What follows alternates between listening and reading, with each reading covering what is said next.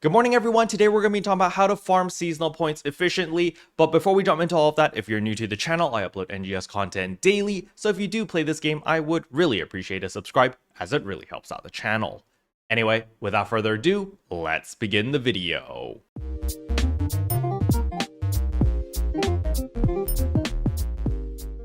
So the very first thing I want to showcase over here is, as you can see, I do have 1.3 million seasonal points, and we were literally able to achieve this in under an hour, under like 40 minutes to be exact, which is pretty dang good.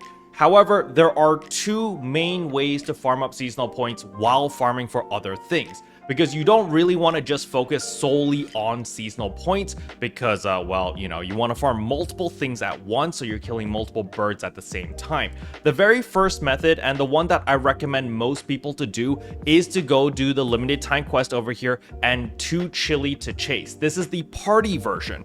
This one requires 8 people, and the matchmaking will literally find the other 7 players for you, so you can simply just go in. Remember, there is all ship matchmaking, so let's say that you don't want a password over here and you just enable all ship matchmaking, and you'll be able to automatically find a party very quickly. And the main reason why I recommend the limited time quest is because you do get 100,000 seasonal points per run.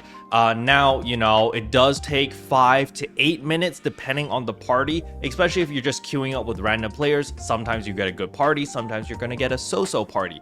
So it really depends on the party speed. But nevertheless, the reason why you want to run this is because, first of all, you're getting the seasonal points, but more importantly, you're also getting a bunch of other useful materials, such as the end weapon badge Bs, which you can exchange for your end game augments, including your Grand Dreadkeeper 2s, so that's really good. You're also getting Super Genesis Festival scratch tickets. Now, you don't always get a full-on ticket, but you always get a voucher. You are guaranteed a voucher every single run, so there is that. And then on top of that, you also have a chance of getting the Gland Gigas Mastes, Master Fragments, Mars Updaters, preset skill level 1s, and of course the Ecstasis Armors and the Exalio weapons, which don't really matter that much.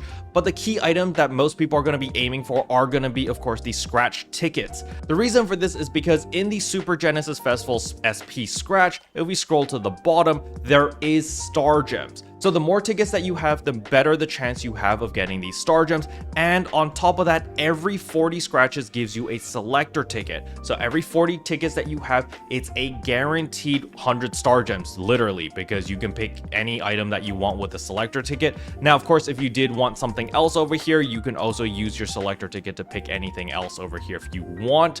But for the majority of players, I am going to recommend you to just focus on star gems, because star gems are pretty rare and pretty hard to get. Another reason why you want to focus on star gems is because don't forget that currently in the SG shop over here, there is actually this once a week end augment item protection. So for those who are aiming for end game augments, but you're fully free to play, this is literally a godsend, because you can just spend star gems in order to get 3 end augment item protections every single week. If you're a free-to-play player, in order to get these end augmentation item protections, you are limited to 1 per month. So it's very difficult to get a bunch of these. Now, if you are a premium member, obviously you can buy them from the treasure shop over here. So under the SG treasure shop, when you refresh this, there is a chance of it popping up over here, which requires you to be a premium member to purchase this. And that's why the free-to-play players have it a lot harder, which is, you know, which makes this deal even greater. So that's why you want to get as many star gems as possible so that you can buy this out if you are going for endgame. If you're happy with just your regular LC capsules, then you do not need this package. Save your star gems for fashion instead. Now, for my fashionistas out there, or my stamp collectors, another reason why you want a bunch of star gems is gonna be, of course, the Halfa Revival December 2024. A lot of people might be like, why do I even care about this rerun scratch? And the reason is because down here there are a bunch of these joke stamps, and all of these stamps do have special lines. I believe that the stamp central line 23 joke, this Mary one, is the one that says LOL noob. So you definitely want to pick this up either through a selector ticket, or you just keep scratching until you get it. Now, do keep in mind that these stamps are not tradable. You cannot buy these off the personal shop, so you are gonna have to do this yourself. So this is why you might need a ton of star gems in order to scratch on this. But if you don't have any star gems, don't worry, you're not totally SOL. You do get your 10 free scratches, so you do get your 100 free pulls over here, which also has the chance of getting any of those special stamps over here as well. But you are at the mercy of RNG, and so I do recommend people, if you really want that LOL noob stamp, which I assume that most of you guys do want that, you are going to need to scratch at least 40 times over here in order to get the selector ticket so that you can guarantee that stamp. I do recommend people to scratch at least 10 times on this one because, again, the N augmentation success rate plus 40% are pretty rare. And then there is, of course, the SG support item select December 2024. Even though the items here are kind of mid and, you know, it's not that great of a deal, but I do recommend scratching at least 10 times just to secure another 40% booster over here because, again, those 40% boosters are very, very rare. And so that concludes the very first method, is just running this with the party over and over and over because you're getting Super Genesis scratch tickets, which will turn into star gems. You're getting 100,000 seasonal points every single run, and then you're also getting your weapon badge Bs for those high-end augments, and there is the chance of getting Gland Gigas Mastes and Master Fragments, which are very, very nice. Now, if you are very, very geared and very confident in your solo ability, you can ignore playing with other players and just focus on the new LTQ, which is Drill Another Chillier Chase. This is a solo run of the exact same LTQ as the group play one. However, you know, you're just running it by yourself.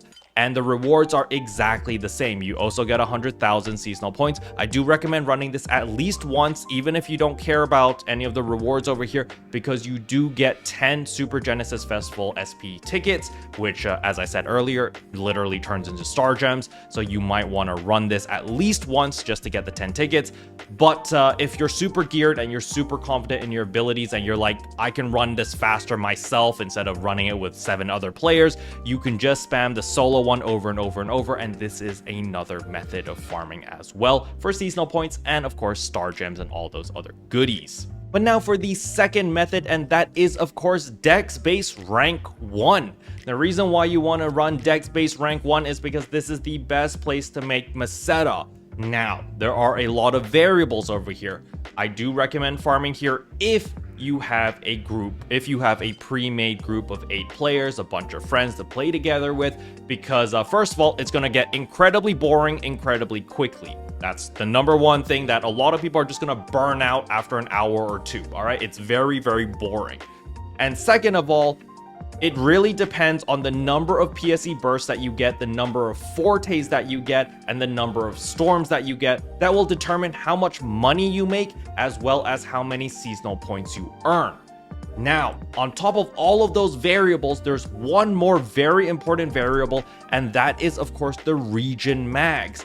All of these region mags need to be fully fed. The reason for this is because these region mags also increase the spawn rate for these seasonal enemies. So as we can see right now, if we look at Stia, there are 2 region mags that are currently sleeping, which mean that, hey, we're not actually getting the full point acquisition or the full spawn rate of those seasonal enemies, which are the ones that actually reward us with those points.